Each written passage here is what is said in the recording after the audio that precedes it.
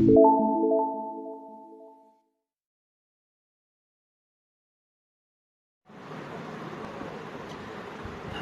Good morning everyone. आज का हमारा चैप्टर है द्विघात समीकरण। तो चलिए सबसे पहले जानते हैं कि द्विघात समीकरण क्या होता है। इसकी परिभाषा है किसी समीकरण में किसी चर राशि की अधिकतम घात 2 होने पर प्राप्त समीकरण को द्विघात समीकरण कहते हैं। जैसा कि आप लोगों को एग्जाम्पल में दिया होगा कि देखिए यहाँ पर a x square plus b x plus c equal to 0। तो यहाँ x की घात जो है अधिकतम 2 है, यहाँ पर x की घात 1 है, यहाँ पर x की घात 2 है और ये हमारी चर राशि है। तो अधिकतम घात यहाँ पर 2 है, इसलिए इस समीकरण को हम लोग द्विघात समीकरण कहेंगे। द्विघात समीकरण का उपयोग हमारे दैनिक जीवन में बहुत सारी समस्याओं को हल करने में प्रयोग होता है। जैसे मान लीजिए कि हमें एक धार्मिक ट्रस्ट 300 वर्ग मीटर क्षेत्रफल का प्रार्थना कक्ष बनाना है, जिसकी लंबाई उसकी चौड़ाई के 2 गुने से 1 मीटर अधिक हो। तो इस कक्ष की लंबाई और चौड़ाई क्या होगी? तो ये हमारा एग्जाम्पल है जो हम अपने दैनिक जीवन में यूज करते हैं कि एक धार्मिक ट्रस्ट 300 वर्ग मीटर क्षेत्रफल का प्रार्थना कक्ष बनाना चाहता है, जिसकी लंबाई उसकी चौड़ाई के 2 गुने से 1 मीटर अधिक हो। कक्ष की लंबाई चौड़ाई ज्ञात कीजिए। तो इसको हम इसी द्विघात समीकरण के माध्यम से सॉल्व कर सकते हैं। तो चलिए देखते हैं इसको कैसे सॉल्व करते हैं। तो मान लेते हैं कि कक्ष की चौड़ाई जो है x मीटर है, यहाँ पे माना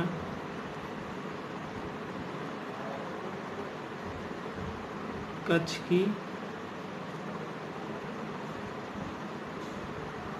चौड़ाई बराबर x मीटर। फिर क्वेश्चन में कह रहा है कि लंबाई जो है इसकी चौड़ाई के 2 गुने से 1 मीटर अधिक है। तो उस कक्ष की अगर हम लंबाई की बात करें तो चौड़ाई के 2 गुने से 1 मीटर अधिक है। फिर आगे क्वेश्चन में कह रहा है कि 300 वर्ग मीटर का क्षेत्रफल का प्रार्थना कक्ष है। तो यानी अब हम अगर किसी कमरे की का क्षेत्रफल निकालें तो कमरे का क्षेत्रफल निकालने के लिए, किसी आयत का क्षेत्रफल निकालने के लिए लंबाई गुणे चौड़ाई का ही प्रयोग करते हैं। तो यहाँ पर चौड़ाई x मीटर है, लंबाई ये है। तो यहाँ से देखिए कक्ष का क्षेत्रफल बराबर हो जाएगा लंबाई गुणे चौड़ाई। क्षेत्रफल दिया है 300 वर्ग मीटर, लंबाई हमारी 2x + 1 × x। तो इसको हम लोग सॉल्व करते जाएंगे। तो x का गुणा करेंगे 2x में तो हो जाएगा 2x का x में गुणा तो x² प्लस x का गुणा 1 में करेंगे तो x। अब इस क्या करेंगे, अब इसको सॉल्व करने के लिए हम इन सबको इधर ले आएंगे। तो हमारा हो जाएगा 300 माइनस 2x² प्लस x बराबर 0। तो अब इसको एक समीकरण के रूप में लिखेंगे, क्योंकि ये इसको एक ऑर्डर के फॉर्म में लिख लेंगे एक सही तरीके से। तो इसको सही तरीके से लिखने के लिए हम सबसे पहले बड़ी घात को आगे लिखते हैं। तो बड़ी घात 2x², फिर उसके बाद छोटी घात है x, फिर उसके बाद में अचर पद को। अब यहाँ पर देखिए माइनस लगा है, तो माइनस से दोनों तरफ दोनों पक्षों में गुणा करने पर तो हो जाएगा यहाँ पर 2x²। यहाँ पर देखिए गुणा कैसे होगा, यहाँ माइनस का माइनस में गुणा करेंगे तो प्लस हो जाएगा, माइनस प्लस का गुणा तो माइनस होता है, तो यहाँ पर -x। यहाँ भी माइनस प्लस का गुणा माइनस।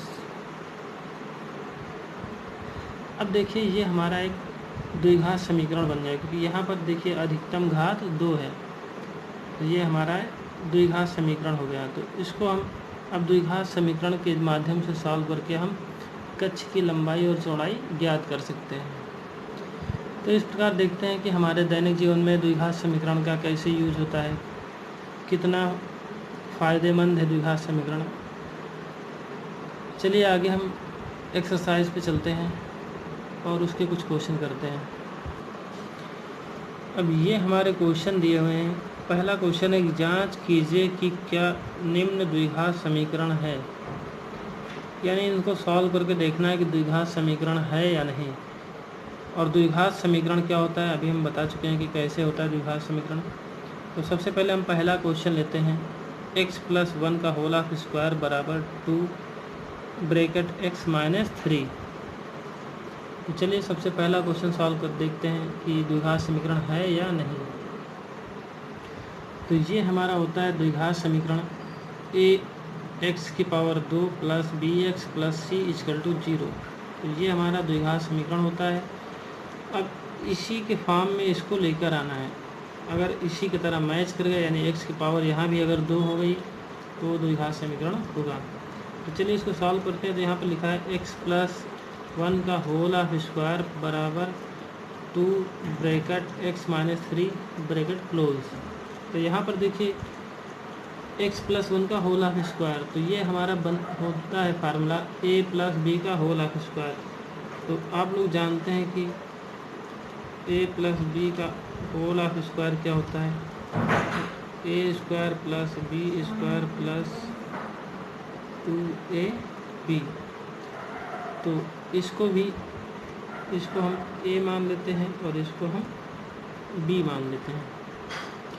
तो यहाँ पर देखिए a है तो a का स्क्वायर, तो x है, यहाँ पर x को हमने a माना है तो x का स्क्वायर, तो इसको हम ऐसे लिखेंगे x का स्क्वायर। फिर b का स्क्वायर, तो b के स्थान पर 1 है तो 1 का स्क्वायर प्लस 2 a के स्थान पर x है और b के स्थान पर 1 है बराबर। इधर देखिए 2 का गुणा अंदर करेंगे ब्रैकेट के अंदर तो हो जाएगा 2 का गुणा x में करेंगे तो 2x, 2 का गुणा -3 में करेंगे तो -2 × 3 = 6। चलिए इसको और आगे सॉल्व करते हैं। तो यहाँ पर हो जाएगा x², 1 का स्क्वायर करेंगे तो 1 ही होता है, 2 का गुणा x में करेंगे तो 2x हो जाएगा, 2x का गुणा 1 में करेंगे तो 2x ही होगा, क्योंकि किसी भी संख्या का 1 से गुणा करने पर वही संख्या होती है। तो 2 अब क्या करेंगे, अब इस वाले पक्ष को उठाकर इधर ले आएंगे, यानी यहाँ पर पक्षांतर करेंगे। तो जब किसी भी चीज़ का साइड चेंज करते हैं तो चिन्ह हमेशा बदल जाते हैं। तो यहाँ पर 2x को इधर लाएंगे तो माइनस का 2x हो जाएगा, -6 को इस साइड लेके आएंगे तो यहाँ पर माइनस है तो प्लस हो जाएगा। अब इधर क्या बचा है, 0 बचेगा। आइए अब आगे सॉल्व करते हैं। तो देखिए यहाँ पर x की घात 2 है और कहीं भी तुमको x की घात 2 नहीं है, तो x की घात 2 को जैसे का तैसा लिख देंगे। फिर देखिए x वाले टर्म कहाँ पर, तो x वाला यहाँ पर है और x वाला यहाँ पर है। अब देखिए यहाँ पर 2x धनात्मक है और यहाँ पर 2x ऋणात्मक है, प्लस और माइनस। तो प्लस माइनस का हमेशा क्या होता है, माइनस, यानी 2 में से 2 जाएगा तो हो जाएगा 0, तो यानी यहाँ पर क्या बचेगा, 0। यहाँ पर देखिए और 1 है और यहाँ पर +6 है, 1 यानी कहने में 1 भी धनात्मक है और 6 भी धनात्मक है, तो दोनों क्या होंगे, आपस में जुड़ जाएंगे तो 6 1 हो जाएगा हमारा 7 = 0। अब देखिए 0 के साथ में हम यहाँ x था तो मैंने x लिख लिया है, चाहे तो इसको हटा भी दें, इसका कोई मतलब नहीं फिलहाल। अब यहाँ पर हमारा बचा क्या है, एक्स स्क्वायर प्लस 7 = 0। अब देखना है कि यह द्विघात समीकरण का पालन करता है कि नहीं करता है। तो देखिए यहाँ पर एक्स स्क्वायर है यानी x की घात 2 है अधिकतम, यहाँ पर x की घात 2 है अधिकतम, और एक अचर पद है, एक अचर पद है, यानी द्विघात समीकरण का पालन करता है। तो यानी ये क्या है, ये हमारा द्विघात समीकरण है, यानी ये हमारा द्विघात समीकरण है। चलिए अब हमारे दूसरा क्वेश्चन है, इसकी भी जांच करनी है कि द्विघात समीकरण है कि नहीं है। तो चलिए इसको भी जांच करके देखते हैं। तो यहाँ पर देखिए x की घात 2 है, तो x की घात 2 जैसे का तैसा, यहाँ पर 2x है तो 2x उतार लेंगे, और इधर -2 का, अब यहाँ पर देखिए -2 का मल्टीप्लाई अंदर करेंगे, तो -2 का मल्टीप्लाई 3 से करेंगे यानी 3 से करेंगे, तो -2 का 3 में गुणा करेंगे तो हो जाएगा -6। -2 का गुणा -x में करेंगे तो माइनस का गुणा हमेशा प्लस होता है, और 2 का गुणा x में करेंगे तो हो जाएगा 2x। अब यहाँ भी पक्षांतर करेंगे, इस पूरे को उठा के इधर एक साइड में लेके आएंगे, तो यहाँ पर हो जाएगा x² -2x। अब यहाँ पर -6 दूसरी साइड में आएगा तो +6 हो जाएगा, यहाँ पर +2x है तो दूसरी साइड में आएगा तो -2x हो जाएगा, और बराबर के इधर यहाँ पर अब 0 बचेगा। फिर देखिए इसको सॉल्व करेंगे, ये बड़ी घात वाला और कोई है नहीं, तो ये अकेला है, तो ये जैसे का तैसा उतार देंगे। यहाँ पर देखिए 2x है, यहाँ भी 2x है, ये भी माइनस में है, ये भी माइनस, तो माइनस माइनस हमेशा जुड़ जाते हैं, लेकिन चिन्ह माइनस का ही लगता है। तो 2x हो जाएगा हमारा 4x, और यहाँ पर +6। अब देखिए यहाँ पर सबकी घात अलग अलग है, यहाँ पर x की घात 2 है, यहाँ पर x की घात 1 है, और यहाँ पर एक अचर पद है। अब देखिए ये भी द्विघात समीकरण का पालन करता है, क्योंकि हमारा द्विघात समीकरण क्या होता है, ax² + bx + c = 0। तो ये होता है हमारा द्विघात समीकरण, और ये द्विघात समीकरण का पालन करता है, क्योंकि यहाँ पर अधिकतम घात क्या है, 2 है। तो जहाँ पर अधिकतम घात 2 होती है उसी को ही द्विघात समीकरण कहते हैं, इसलिए ये भी हमारा द्विघात समीकरण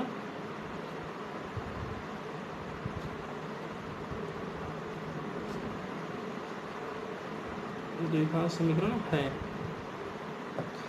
चलिए आगे हम नेक्स्ट क्वेश्चन देखते हैं।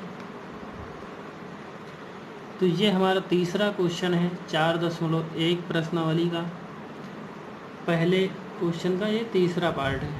तो चलिए इसको भी सॉल्व करते हैं। तो अब क्या करेंगे, यहाँ पर पहले इन सबको आपस में मल्टीप्लाई करेंगे, यानी x का मल्टीप्लाई पहले इस x में करेंगे, फिर इस x का मल्टीप्लाई 1 में करेंगे। तो पहले x का मल्टीप्लाई x में किया तो हो जाएगा x की घात 2, फिर x का मल्टीप्लाई 1 में करेंगे तो यहाँ भी देखिए प्लस है, ये भी प्लस में है, तो यहाँ पर प्लस x का गुणा 1 में करेंगे तो x होगा। अब इसी प्रकार से इस 2 का मल्टीप्लाई x में करेंगे तो -2 है, तो -2 का मल्टीप्लाई x में करेंगे तो हो जाएगा -2x, फिर -2 का मल्टीप्लाई 1 में करेंगे तो हो जाएगा -2, क्योंकि 2 1 कम 2 होता है। इसी तरीके से इधर भी मल्टीप्लाई करेंगे, x का मल्टीप्लाई पहले x में करेंगे तो हो जाएगा x की घात 2, फिर x का गुणा 3 से करेंगे तो हो जाएगा हमारा 3x, फिर -1 का मल्टीप्लाई x में करेंगे तो हो जाएगा -x, फिर -1 का मल्टीप्लाई +3 से करेंगे तो माइनस प्लस का मल्टीप्लाई हमेशा माइनस होता है, तो और 1 का मल्टीप्लाई 3 में करेंगे तो 1 3 या 3, यानी 3 का गुणा 1 में करेंगे तो 3 ही होगा। अब क्या करेंगे, अब इन सबको एक साइड लेकर आएंगे। तो चलिए इन सबको एक साइड लेकर आते हैं। तो यहाँ पर x -2x अब देखिए पक्षांतर करने पर इधर के चिन्ह सारे बदल जाएंगे। तो एक्स स्क्वायर धनात्मक है तो यहाँ पर माइनस लग जाएगा, यहाँ पर प्लस है तो यहाँ पर माइनस हो जाएगा, यहाँ पर माइनस है तो यहाँ पर प्लस हो जाएगा, यहाँ भी माइनस है तो यहाँ पर प्लस हो जाएगा, दूसरी साइड में अब जीरो बचेगा। अब देखिए समान घात वालों को जोड़ लेंगे। तो सबसे पहले जहाँ पर समान घात वाले हैं उन सबको आपस में हम लोग ऐड कर लेंगे। सॉरी, एक गलती हुई यहाँ पर। तो एक्स स्क्वायर यहाँ पर है और यहाँ पर एक्स स्क्वायर माइनस में है, तो एक्स स्क्वायर और माइनस एक्स स्क्वायर क्या होंगे, आपस में घटेंगे, क्योंकि ये प्लस में है और ये माइनस में है। तो एक्स स्क्वायर से एक्स स्क्वायर निकाल दिए तो हो जाएगा जीरो, यानी ये दोनों हो जाएंगे आपस में कैंसिल। फिर अब बचा है हमारे पास एक्स वाले टर्म। तो सबसे पहले एक्स वाले देखते हैं। यहाँ पर ये प्लस में है, ये माइनस में है, तो ये दोनों आपस में क्या होंगे, घट जाएगा। तो यहाँ पर बचे 2x से 1x निकाल दिए तो माइनस का 2x, की बड़ी संख्या हमारी क्या है, माइनस की 2 है। तो यहाँ पर बचेगा माइनस का x बचेगा, और यहाँ भी क्या है, माइनस का 3x। तो माइनस हमेशा क्या होता है, जुड़ता है। तो माइनस x में माइनस 3x जोड़ेंगे तो हो जाएगा माइनस का 4x। और बचा है हमारा, सॉरी एक ये भी छूट गया है, इसको लिख लेते हैं हम अभी बाद में। अब बचा है माइनस का 2 यहाँ पर देखिए, और यहाँ पर 3। तो माइनस का 2 और माइनस और प्लस का 3, माइनस प्लस हमेशा घटेंगे, तो 3 में से 2 निकाल दीजिएंगे तो प्लस का 1 बचेगा, क्योंकि बड़ी संख्या का चिन्ह हमेशा लगता है। बड़ी संख्या 3 है, 3 का आगे धन है, सॉरी प्लस का निशान है, तो यहाँ पर 1 लिखा है, प्लस लिखा जाएगा, और घटाएंगे तो 1 आएगा। चलिए इसको घटा लेते हैं। देखिए माइनस का 4x है, प्लस का x है, दोनों घटेंगे, तो चिन्ह तो हमेशा बड़ी संख्या का ही रहेगा। तो हो जाएगा 4x से 1x निकाल देंगे तो 3x बचेगा, प्लस का 1 इक्वल टू 0।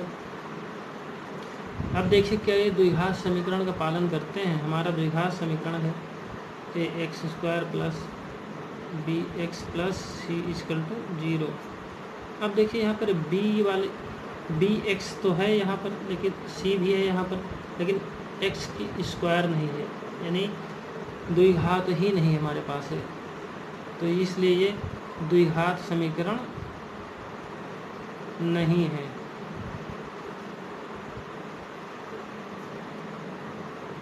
द्विघात समीकरण नहीं है, क्योंकि यहाँ पर द्विघात हमें मिल ही नहीं रही है।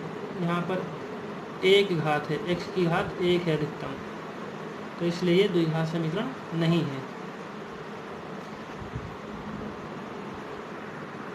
तो कैसी लग रही है हमारी ये वीडियो, आप लोग लाइक शेयर कमेंट करके ज़रूर बताइएगा, ताकि हम आप लोगों को अगली क्लास को और अच्छे से करा सकें। और हमारी वीडियो की अपडेट पाने के लिए हमारे चैनल को सब्सक्राइब ज़रूर करिए, तभी आप लोगों को हमारे वीडियो की अपडेट मिलती रहेगी। धन्यवाद।